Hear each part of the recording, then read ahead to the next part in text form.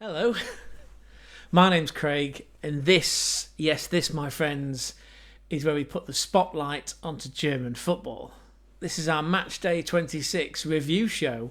Ooh, we've got 31 goals to cover. It feels like it's going to be an explosive episode.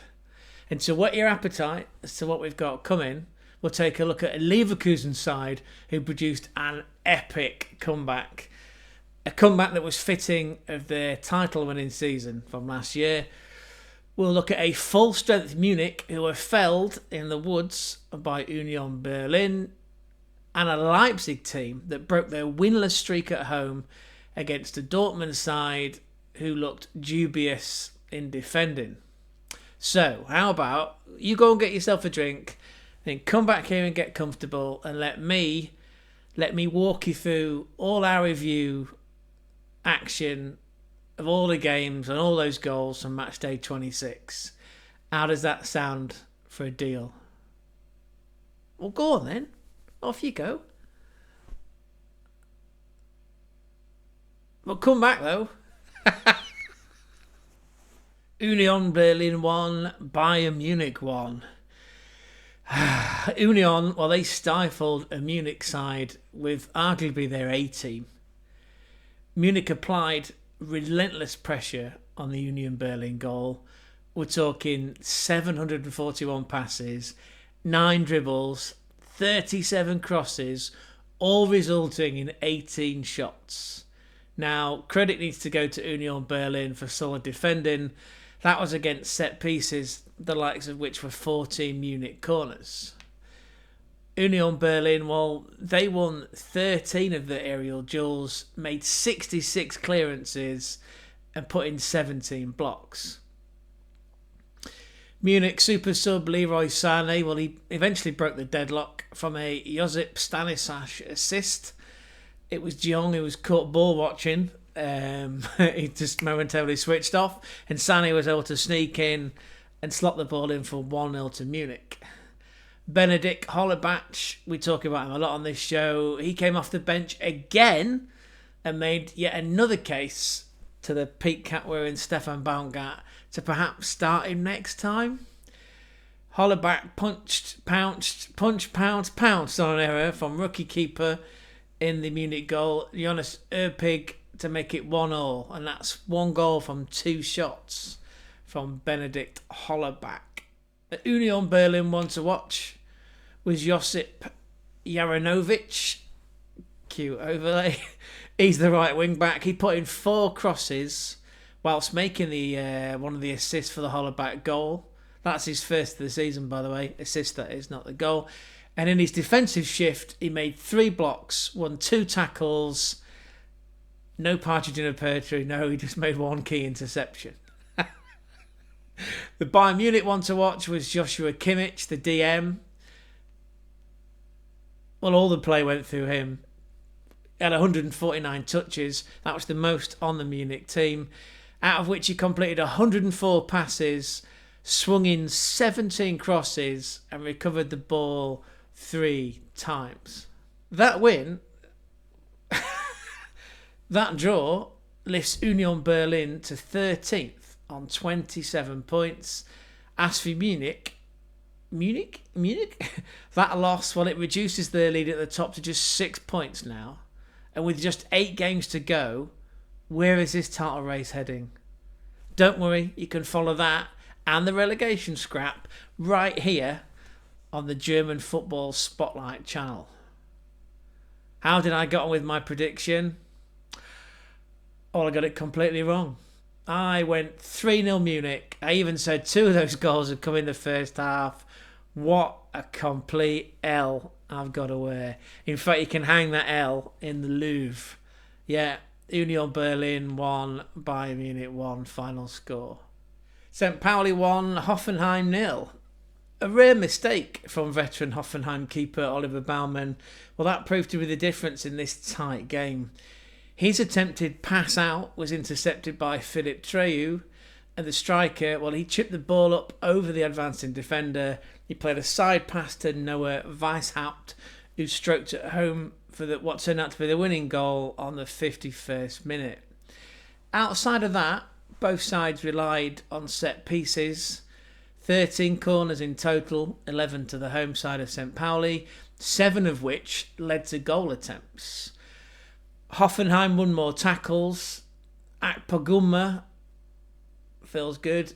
He was the standout with seven tackles, which allowed Hoffenheim to effectively retrieve the ball more frequently.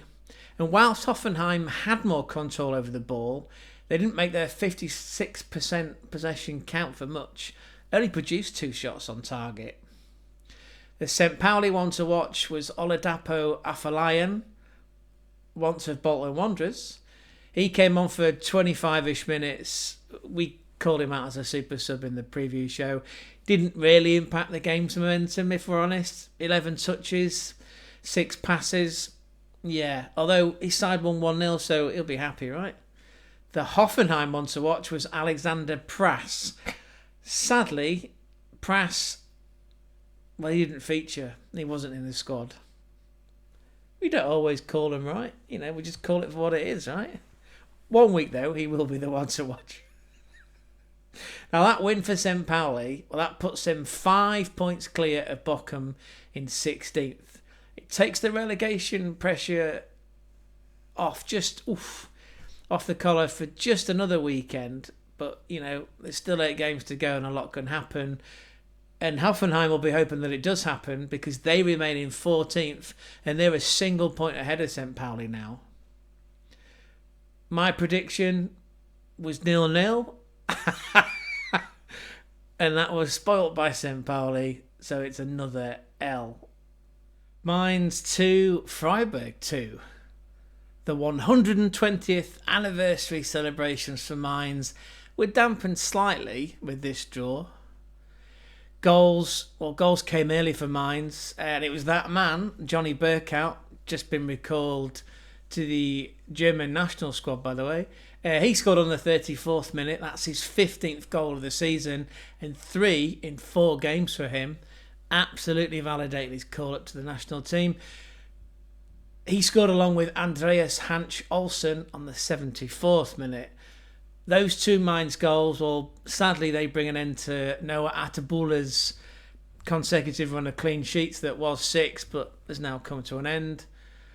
The timing of the red card in this game made a difference. Yeah, Dominic Kerr being sent off on the 43rd minute was looked at as a penalty, but was then overturned and moved slightly out of the area for a free kick. Well, I said the timing because he was sent off when it was only 1-0 to Mainz. And at the same time, we talk about timing and impacts into the game. Well, the Freiburg substitutes, Michael Gregoritsch, the striker, and his partner Lewis Kobler, that might need an overlay. Anyway, those 2 substitutes, well, they counterpunched with goals, which allowed Freiburg to share in the points. Ritson Doan, by the way, with his 5th assist of the season. Freiburg, well, they were in the mood to fight. See that link there with counterpunching? They were aggressive from the off. Racked up 24 shots in total, 35 crosses, and won 31 of their aerial duels. Credit to the Mainz work ethic, though, for making it difficult to score against. I mean, they are, at least going into this game, they had the second best defence in the Bundesliga this season. That's after Munich. The midfield powerhouse, that is Nadim Amiri, well, he produced 7 successful tackles, and the centre-back, Moritz Jens, made 11 clearances. That turned out to be pretty valuable when all told. The Mainz one to watch was the Japanese centre midfielder Kaisho Sano. He produced 1 key pass. He did beat a man with one of his runs, and he recovered the ball 3 times.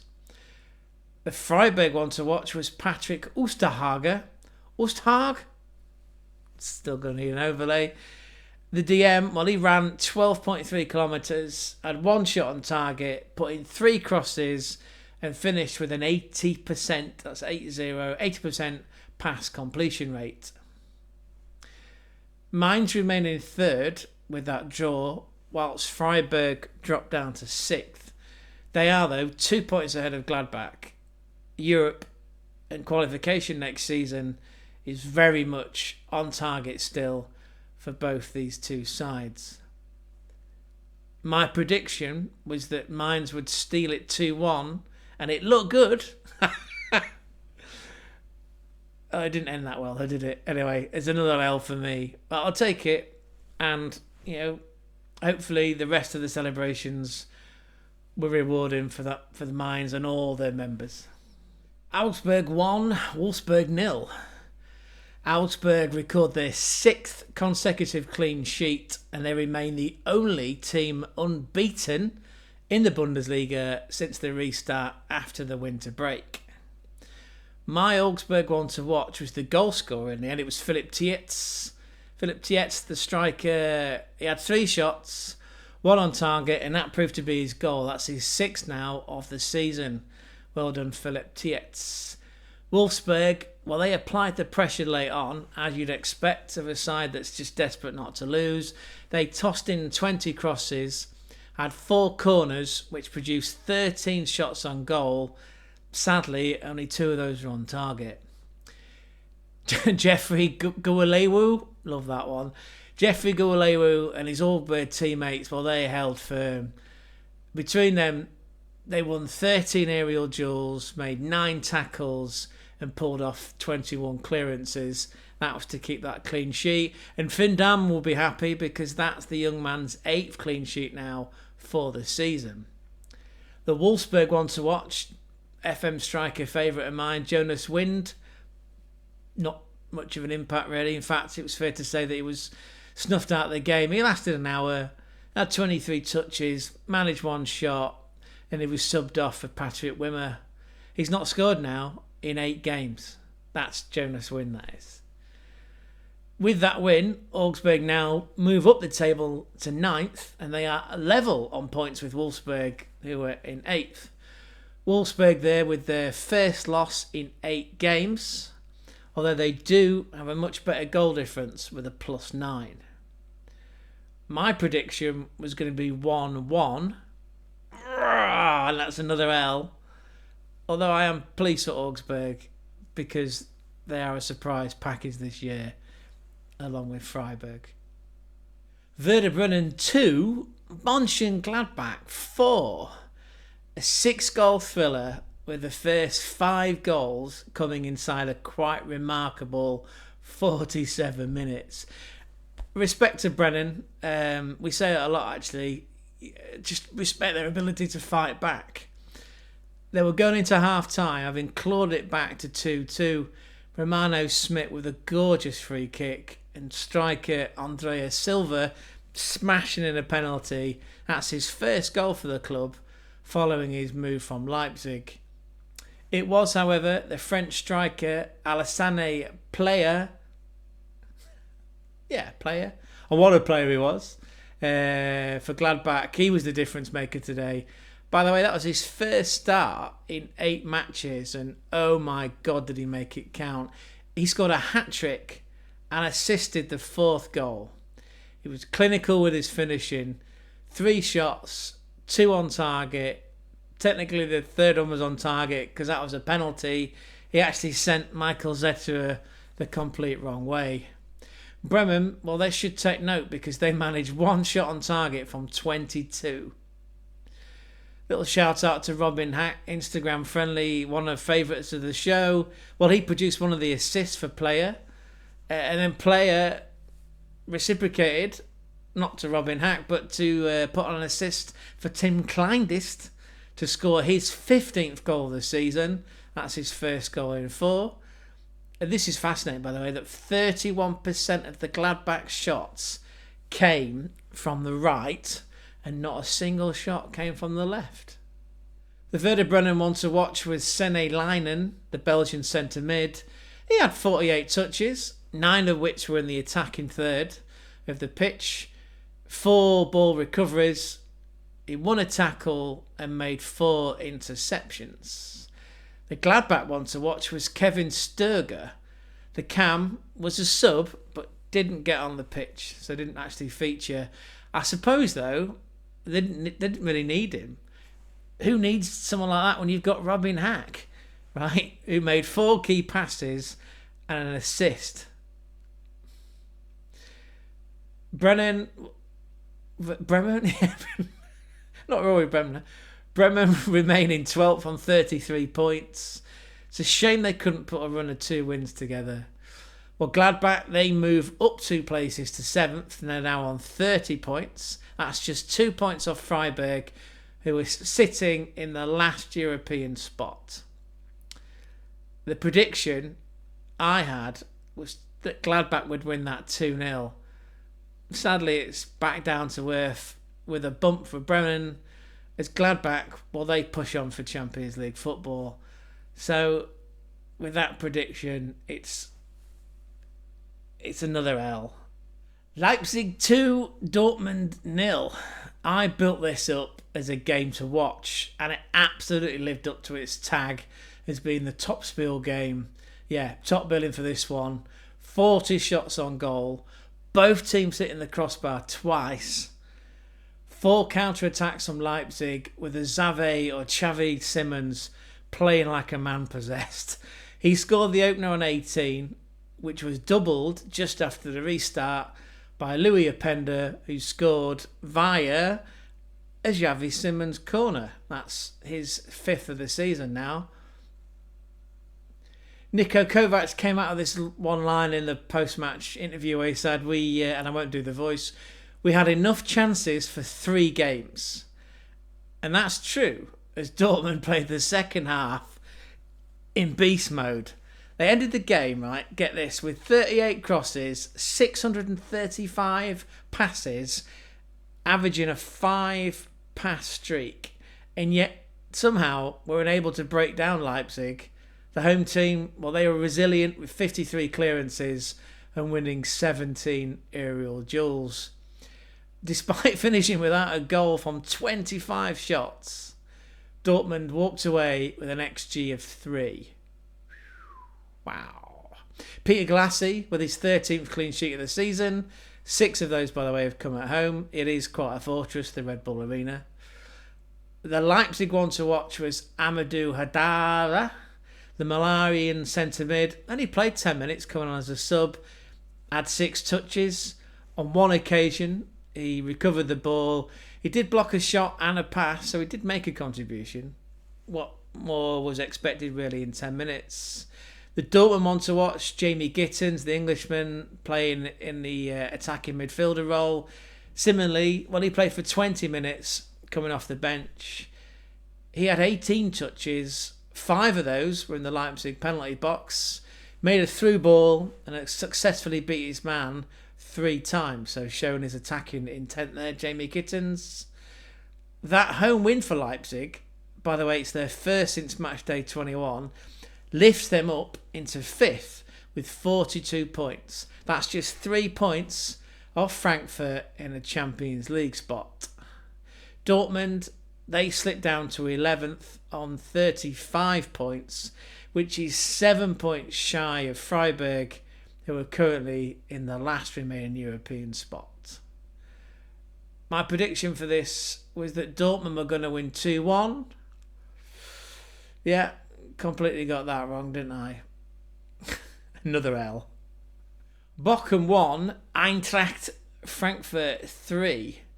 2 goals in 5 minutes. Stunned Bochum, who were aiming for back-to-back wins, and they haven't done that since last season. Yeah, since the back end of last season, where Bochum went on a 2-game win streak, and the victims on that occasion were Hoffenheim and Union. Union. Well, it was late on Berlin. In this game, by the way, let's come back to this season. Rasmus Christiansen, he scored the go-ahead goal for the Eagles. That was after a 1-2 with Timo Horn in the Bochum goal. I'm pleased for Christiansen because he's had a bit of a mare recently, and we have, I guess, shamelessly pointed that out. That goal was followed by a quick-fire counter-attack, leading to a Jean-Matteo Bahoya goal, Bahoya's first goal of the season. Hugo Ekitike, he played the assist maker for that goal. That's his 4th assist in the Bundesliga this season. Gerrit Holtmann, scored from a whipped cross. Actually, it was from the goalkeeper's left. Anyway, talking to the goalkeeper, it was Caio Santos, a rare start for him in goal for Frankfurt. He beat everyone. I know Philip Hoffmann was sort of like, he sort of peeled away claiming it, but he never got anywhere near it, which is odd for a guy that's like 18 foot tall.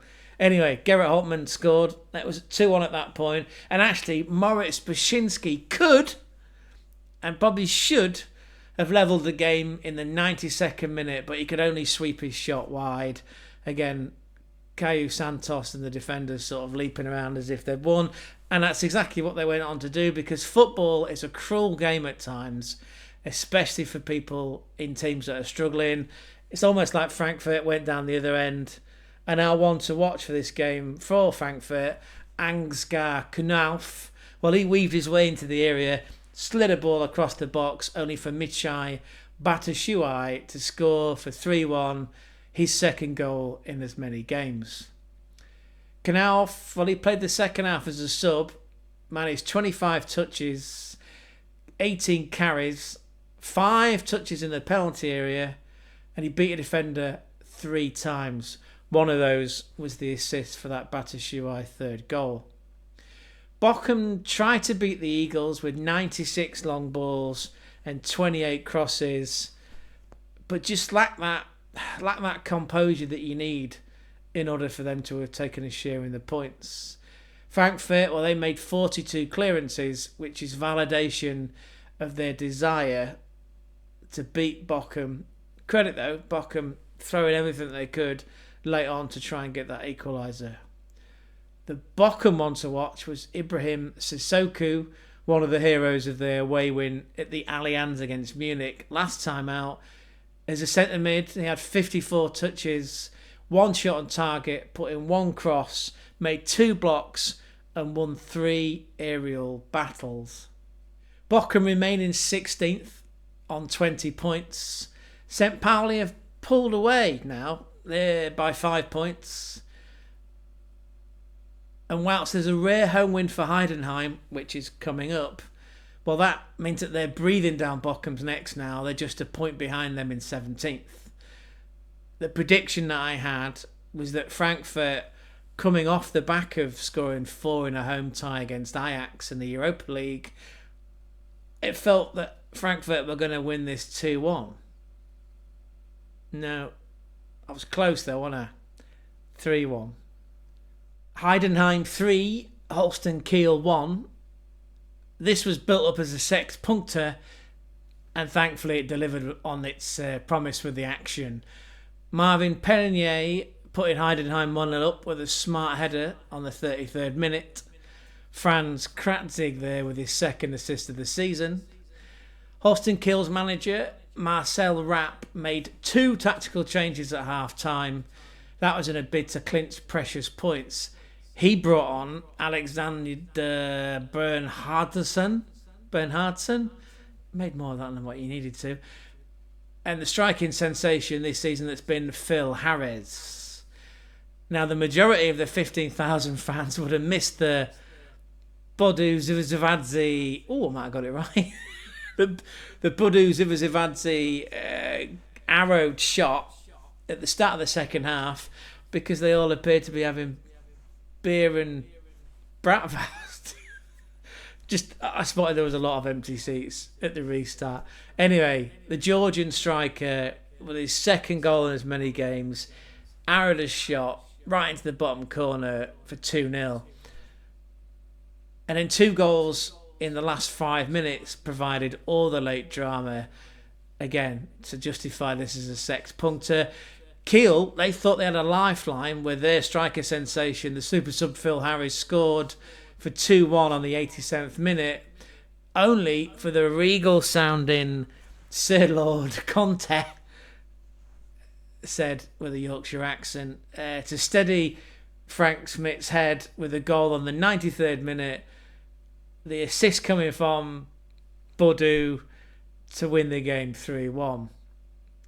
Kiel, well, they showed just how comfortable they are on the ball with 702 touches and an average pass streak of 6. Lewis Holtby, the maestro midfield, on a side note, he's announced that he's off at the end of the season and he will be missed by Kiel.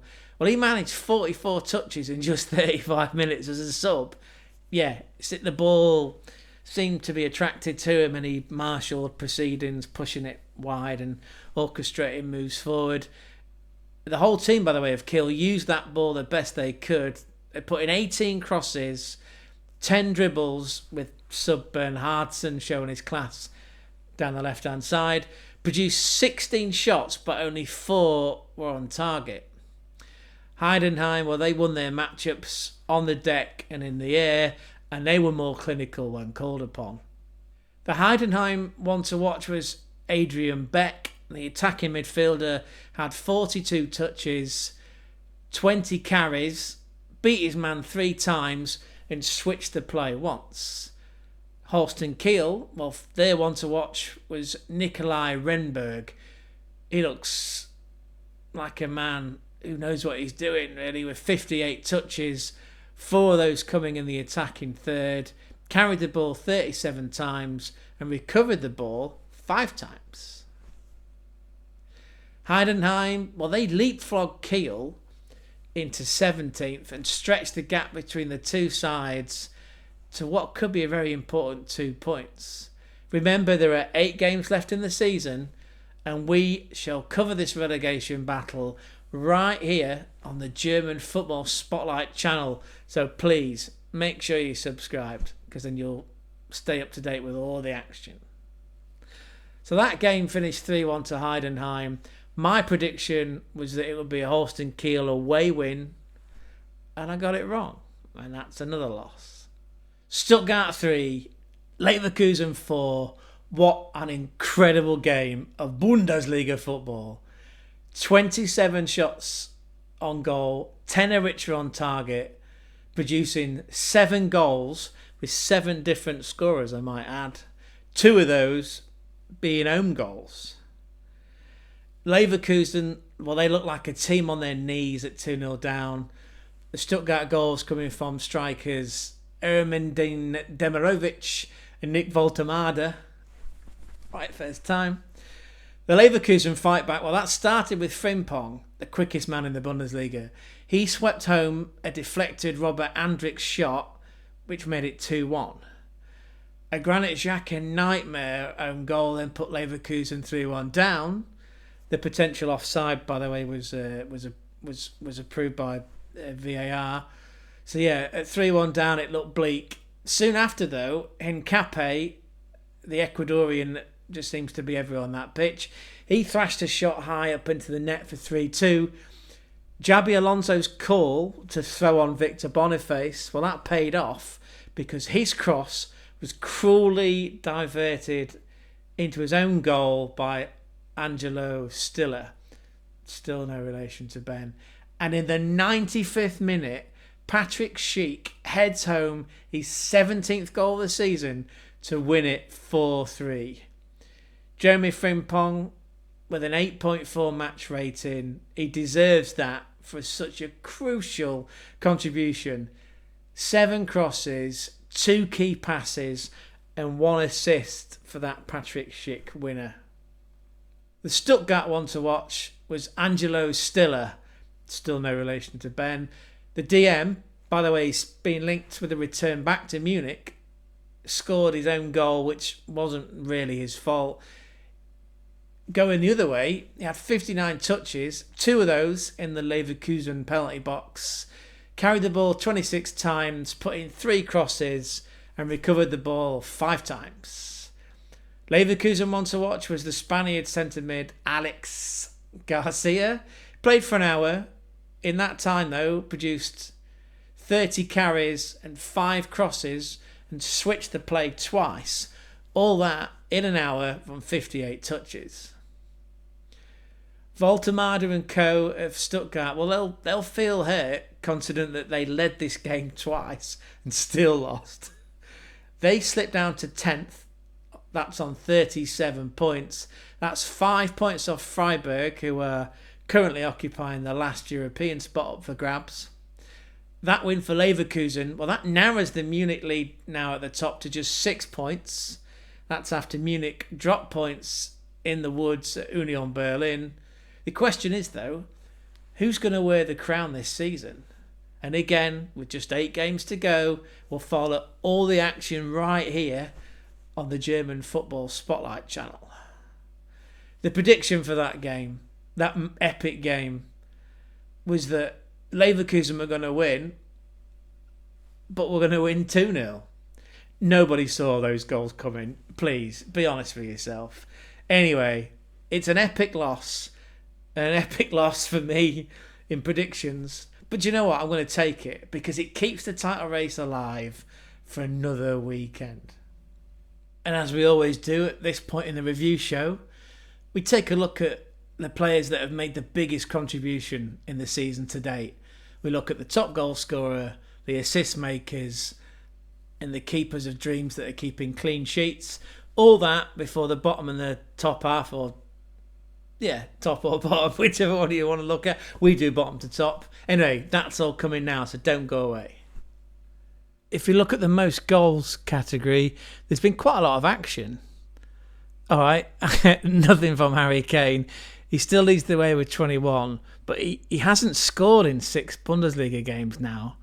Last time he scored was a brace in a 3-0 home win against Werder Bremen. That was quite a while ago.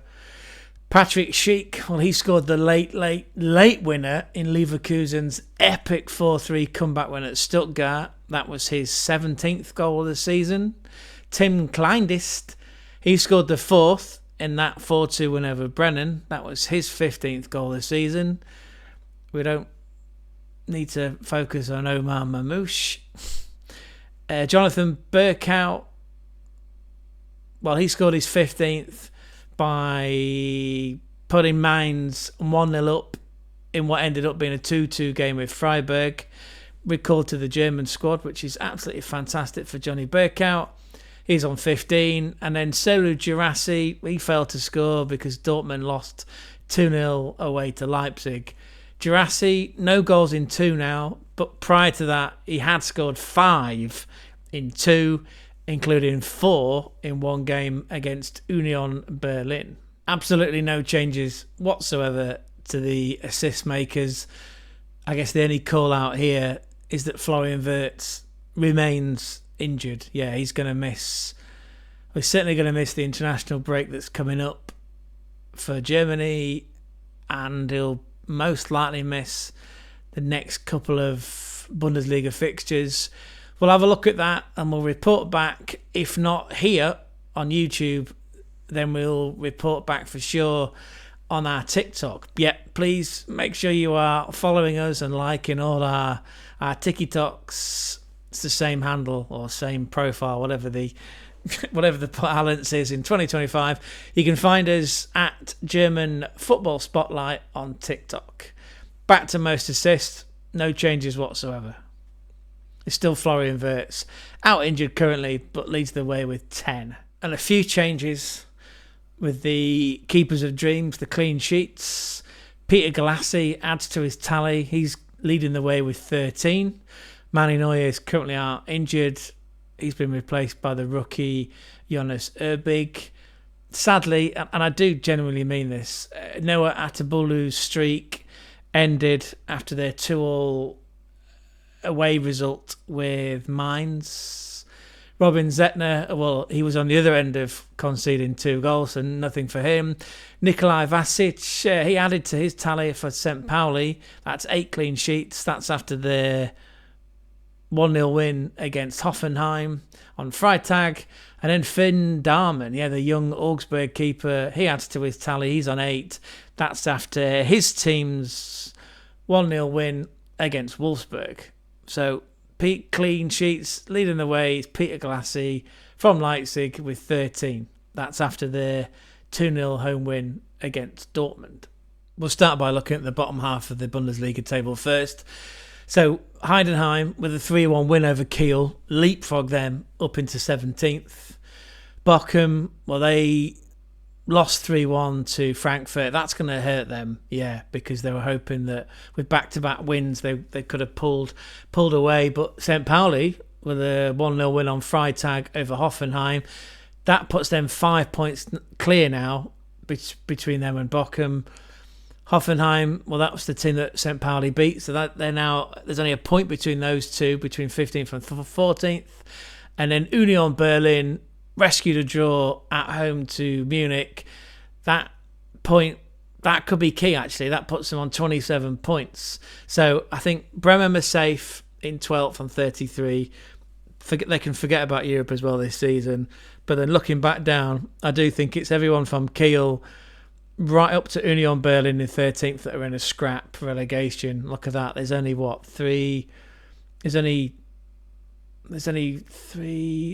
9 points really that separates those bottom 6 teams. Yeah, it's going to be a tasty outcome, and you can watch it all unravel on the German Football Spotlight show every week, so make sure you subscribe. But yeah, there you go. As the bottom of the table, it looks pretty bleak for Kiel and Heidenheim. Bochum, well, they're going to have to go again in match day 27. St. Pauli will be breathing a sigh of relief because of their win over Hoffenheim. And Union Berlin, yeah, they're edging closer to safety. If I remember rightly, the lowest points for a team to survive in the Bundesliga was Schalke, and that was 27. So as it stands, Union Berlin are in a good place. Like I said, there's still 8 games to go. Dortmund, they dropped down to 11th. They've got Stuttgart above them. And as we'll find out in a second when we look at the other half of the table, there were 7 points between Dortmund in 11th and Freiburg in 6th. Oh, this week it's Augsburg. My apologies. We usually miss somebody off in 9th. I will have a word with our graphics department to fix that. I'll blame Gonzo over there. Anyway, Augsburg and Wolfsburg on the same amount of points. That's 38. As mentioned, Dortmund on 35. Gladbach on 37th. So there's 7 points separating, 7 teams. It's pretty congested in this race for European football. Gladbach certainly done their Champions League aspirations a lot of good with that 4-2 away win at Werder Bremen. Freiburg, well, they drew 2-2 away to Mainz. It's not a disappointing result by any means. Yeah, it ends Noah Atabulo's streak of clean sheets. They're still in for a European place, and it still, to me, is an unprecedented season for Freiburg. Leipzig, well, they've gone up a place. They're now in 5th on 42, along with Freiburg. Frankfurt, well, they're coming into this off the back of what do I mean by this? They are, after their 3-1 away win at Bochum, means that they're still fighting in the Europa League because they knocked Ajax out by scoring 4 goals at home and winning 6-2 on aggregate. So they're still in Europe. They're still in with a chance here. They're in 4th.